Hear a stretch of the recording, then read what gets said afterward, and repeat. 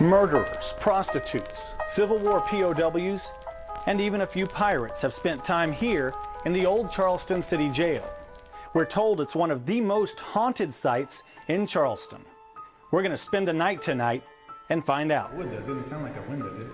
Even before we could get the camera rolling, we heard a fairly loud noise of some sort, similar to someone banging on the walls inside the room where we were standing. That wasn't the wind. That was not wind. It was not the wind. Well, hopefully that was just wind. Stephen Beard, a ghost tour guide with Bulldog Tours, has hundreds of tours of the jail under his belt. He says he has seen a ghost himself, and there are several unexplained things we might see or hear. We had the possibility of hearing footsteps, hearing the jailer with his keys. Our team set up in one room of the jail where it's believed many people were killed, and we waited when a strange sound occurred.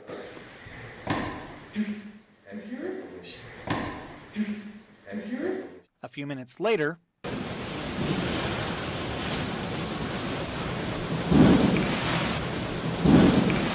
the sound the camera picked up isn't perfect, but we could all hear clearly that some sort of sound, something like someone walking on one of the floors above us. We're definitely hearing something. We also set up a camera by itself in a room upstairs. There was an antique wheelchair in that room. We placed that in the center of the shot to make sure we wouldn't miss something that might happen there. Sure enough, more strange noises.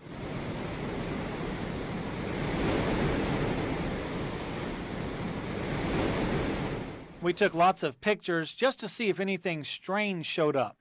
Most of them were fine. But take a look at this photo, taken while aiming straight up to the jail's ceiling. Stephen says this white line is an orb. This is the same place a photo taken just a few seconds later, and there's no faint white line. The hallway in the basement, next to the hangman's room, was our next location. The room directly across from me is where they would have had the torture device that we believe they used in here.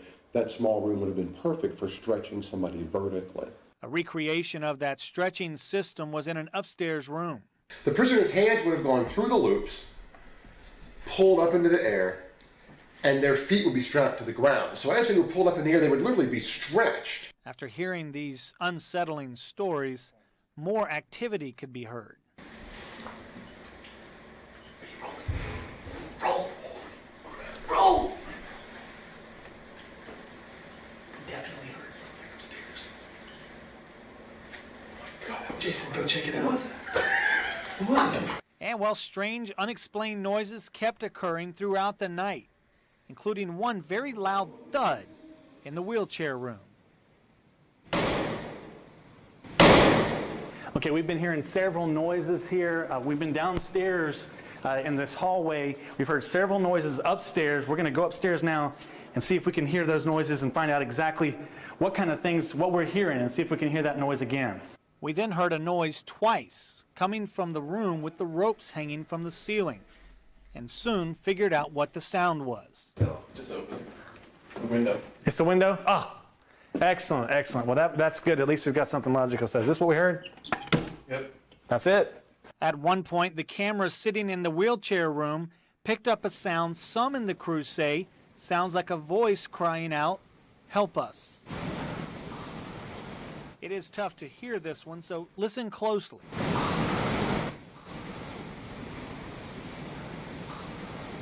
Well, we heard some noises we can't explain, and we definitely have a night we won't soon forget.